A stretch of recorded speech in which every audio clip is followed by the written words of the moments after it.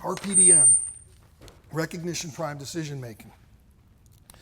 This is when you start to go through all of those little, like that Rolodex or your files and stuff, and try to figure out a match for this problem. Remember, we saw that guy climb up on the ladder and then the other guy climb up and they both fell. He had nothing in there for that. Okay, so the idea is to try to develop those things. Mike, so now you're thrown out of your game a little bit, right?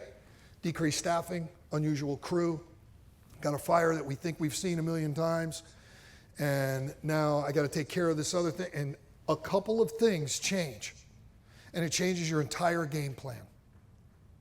You have to be able to evaluate those things, and recognition prime decision making is the ability to be able to train for those things ahead of time so when they happen you can respond to them appropriately. This is the Fort Lauderdale Fire Expo, and well, I'll let the explanation speak for itself. Watch how he stops and repositions the saw. He stopped and repositioned the saw because we've been going over this over and over all day. He recognized it with no encouragement from the instructor. That didn't seem like a big deal with that guy flipping his hook around and using it to poke. But it was a big deal because guys were bending over and using their hands and kicking it with their feet and stuff, and now these guys are learning how to do things in unison.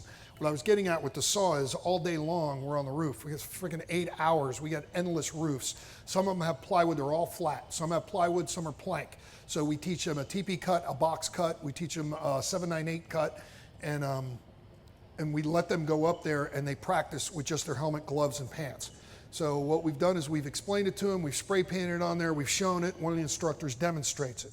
And then the students go up there and they don't have their jacket on, they don't have an air pack on, because I don't want them, it's Florida, I don't want them worried about how hot they are. I want them worried about the technique. I want them to be able to feel what the saw feels like. I want them to hear the saw running, because when the saw starts to bog down, it talks to you.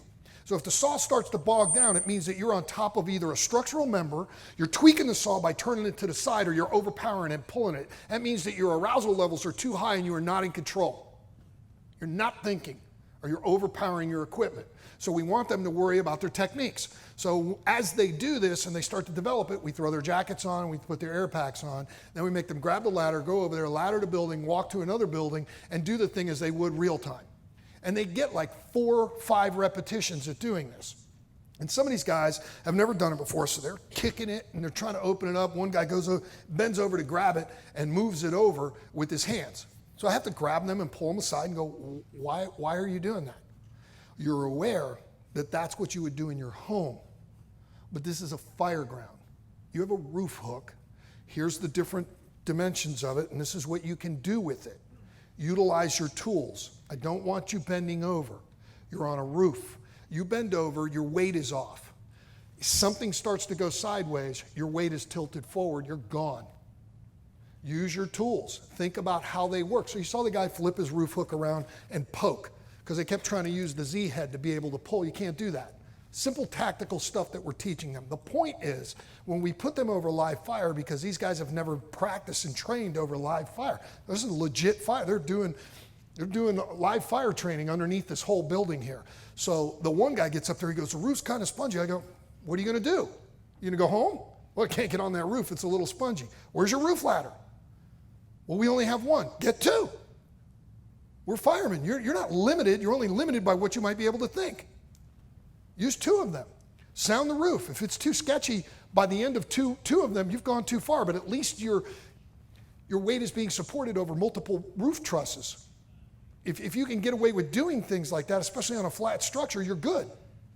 A peaked roof is a completely different animal, but this isn't a roof ventilation class. This is about the way that the mind works, because what we're talking about here is the software, right?